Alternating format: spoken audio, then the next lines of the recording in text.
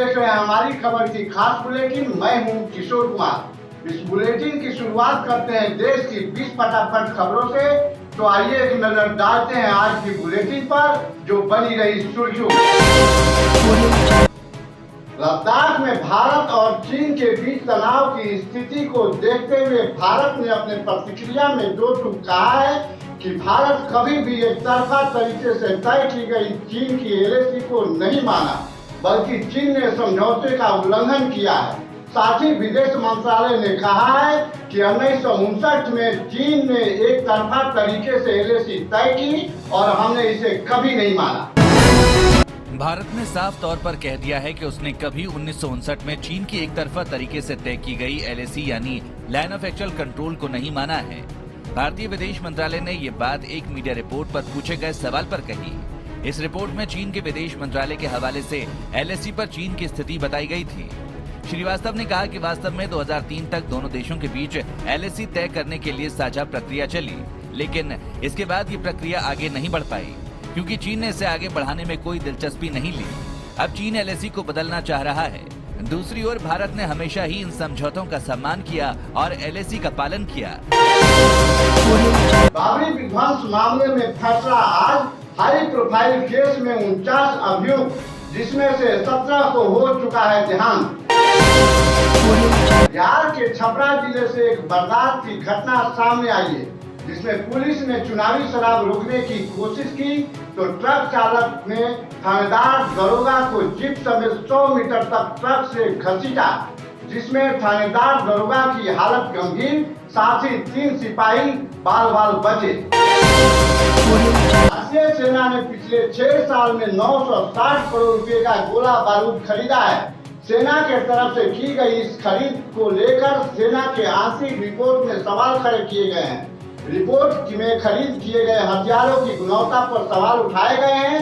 सेना की तरफ से रक्षा मंत्रालय की सौंपी गई रिपोर्ट में कहा गया है कि सरकारी ऑर्डिनेंस फैक्ट्री बोर्ड में से जितने रुपये में खराब गोला बारूद खरीदा गया है, उतने में करीब 100 आर्टिलरी गन खरीदी जा सकती थी। किसान बिलों पर मोदी का विपक्ष को जवाब। प्रधानमंत्री ने कहा कि मशीनों को जलाने वाले लोग किसानों का अपमान कर रहे हैं। विरोध करने वाले लोगों की काली कमाई का जरिया खत्म हो गया। किसानों से जुड़े नए कानूनों पर विपक्ष के विरोध के बीच प्रधानमंत्री नरेंद्र मोदी ने कहा है कि प्रदर्शन करने वाले लोग मशीनों और उपकरणों को जलाकर किसानों का अपमान कर रहे हैं, क्योंकि किसान खेती से जुड़े उपकरणों की पूजा करते हैं।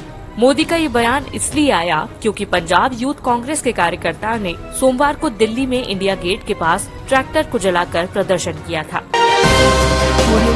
कृषि कानूनों के खिलाफ किसानों का सख्त तेवर, तेज करेंगे किसान रेल रोको आंदोलन।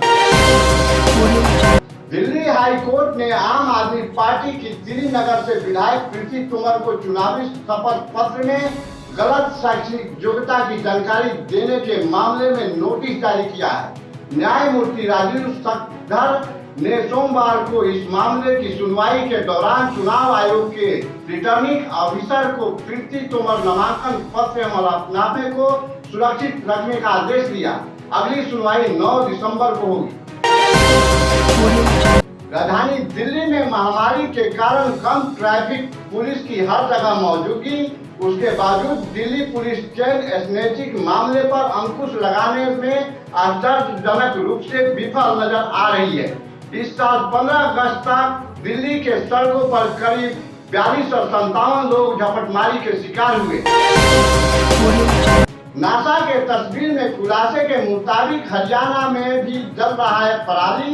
मंत्रालय की बैठक कल। उत्तराखंड के काशीपुर की पुरानी सब्जी मंडी में देर रात भीषण आग लगने से करीब 70 दुकानें स्वाह। आग की चपेट में आकर एक के बाद एक 3 गैस सिलेंडर फटे। घटना में करीब 4 करोड़ रुपए का नुकसान का अनुमान है।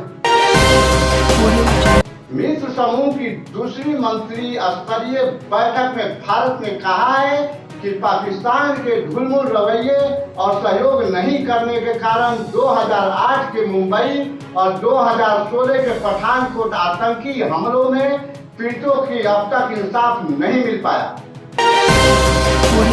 फरीदाबाद सोने की अवैध तस्करी एवं जालसाजी के जुर्म में फंसे कैदी बाबा के साथी रघुवीर काला को क्राइम ब्रांच ने फरीदाबाद के सेक्टर 30 से गिरफ्तार किया। उत्तर प्रदेश के हाथरस की बिटिया के साथ दरिंदगी, उसके बाद उसकी मौत को लेकर दिल्ली से हाथरस सहित पूरे देश भर में लोगों में गुस्से का माहौल। बिटिया हम शर्मिंदा है के नारे के साथ दिल्ली से हाथरस तक लोगों में उबाल, प्रदर्शन, सड़क जाम। विवादित ढांचा विध्वंस के संभावित फैसले के मद्देनजर उत्तर प्रदेश के प्रयागराज में हाई अलर्ट। कोविड-19 की वजह से महाराष्ट्र सरकार ने नवरात्रि दशहरा सादगी से मनाने को जारी किए फरमान, साथ ही दिशा निर्देश जारी। ओडिशा सरकार का धार्मिक स्थलों को खोलने से इनकार, जगन्नाथ मंदिर में 404 कर्मचारी संक्रमित। अब वक्त हो चला है आपसे विदा लेने का, फिर जल्द हाजिर होंगे एक खास मुलाकात के साथ। तब तक बने रहिए आप हमारी खबर के साथ।